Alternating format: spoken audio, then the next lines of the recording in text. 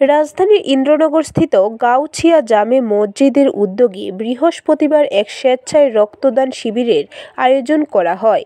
মসজিদ প্রাঙ্গণে অনুষ্ঠিত হয় এই স্বেচ্ছায় রক্তদান শিবির।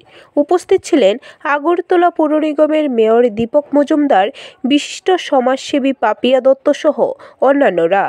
রক্তদান শিবিরের উদ্বোধনী অনুষ্ঠানে বক্তব্য রাখতে গিয়ে আগরতলা পৌর নিগমের মেয়র দীপক মজুমদার বলেন, সামাজিক কাজ করা, সামাজিক দায়িত্ব পালন একটা বড় ধর্ম। রক্তদানের মধ্য দিয়ে মানব ধর্ম পালন করা হয়। রাজ্যে সরকারি ও বেসরকারি মিলে 14টি ব্লাড ব্যাংক রয়েছে। এই ব্লাড ব্যাংকগুলিতে রক্তের চাহিদা ও যোগানের মধ্যে ভারসাম্য রক্ষা হয় রক্তদান শিবিরের মাধ্যমে। রক্তের বিকল্প নেই বলে জানান তিনি। প্রতি বছরই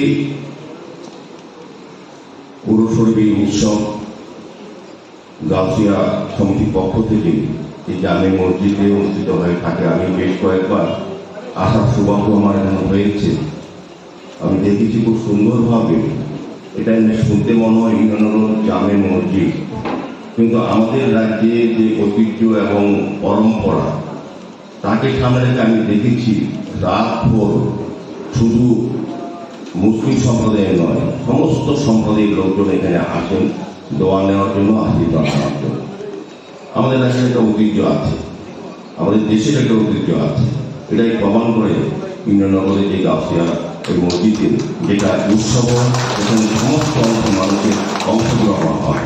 এটা রাজ্যে এটাকে আমাদের বজায় রাখতে হবে। এই মহলকে আমাদের আরো সমৃদ্ধ করতে হবে। তবেই দেখবেন আমাদের সমাজ, আমাদের পরিবার, আমাদের রাষ্ট্র উন্নয়ন সম্ভব হবে।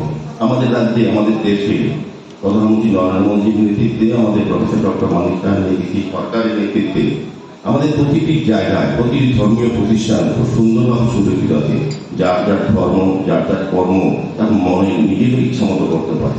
আমি দেখেছি অনেক জায়গায়, রাজ্যের অনেক জায়গায় আমার রাজনীতি করার সৌভাগ্য হোক বা প্রশাসনিক কর্তা হিসেবে অনেক জায়গায় আমি গিয়েছি, দেখেছি। ব্যুরো রিপোর্ট, খবর ত্রিপুরা।